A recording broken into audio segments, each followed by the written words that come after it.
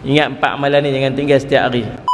Akhir zaman di antara tanda dia kematian mengejut. Mati mai dengan tak sangka-sangka. Mati kita tak tahu lagu mana. Cuma Nabi ajak dekat kita persediaan untuk kita berhadapan dengan kematian. Tuan-tuan, tolong buat amal 4 benda ni. Jadikan dia amalan pada setiap hari, persiapan dan persediaan untuk kita berhadapan kematian. Andai hari itu Allah takdir kita meninggal pada hari tersebut. Yang pertama, Sayyidul Istighfar. Nabi SAW sebut, siapa yang membacanya dengan yakin pada sebelah siang dia, lalu dia mati pada sebelah siang tersebut sebelum daripada malamnya, maka dia daripada ahli syurga Allah, kata Nabi. Dan siapa yang membacanya dengan yakin sebelah malam dia, kalau dia mati pada sebelah malam sebut sebelum subuh, maka dia daripada ahli syurga Allah. Bismillahirrahmanirrahim. Allahumma anta rabbi la ilaha illa anta khalaqtani wa ana abduka wa ana ala ahdika wa wa'dika mastata'tu a'udzubika min syarri ma sana'tu abu'u laka bi ni'matika alayya wa abu'u bi dhanbi faghfirli fa innahu la yaghfirudz dzunuba illa anta. Kita baca sebelah pagi untuk cover sebelah siang tu, baca sebelah malam untuk cover sebelah malam sampai subuh tu, insya-Allah.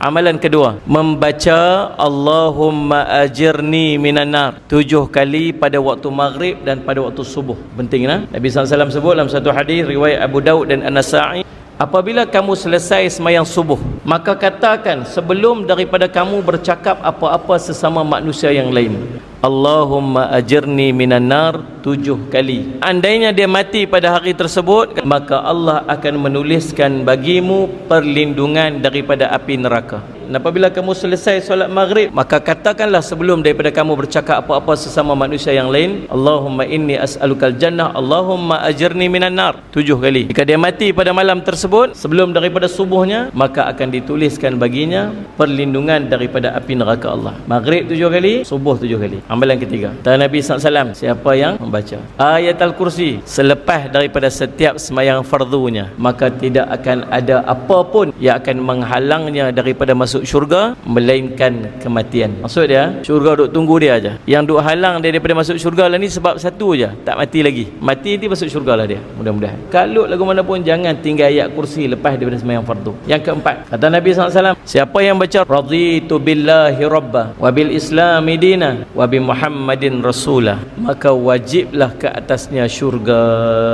Ingat 4 amalan ni, jangan tinggal setiap hari. Nak mudah tuan-tuan buat, lepas sembahyang subuh tuan-tuan buat 4 ni siap-siap.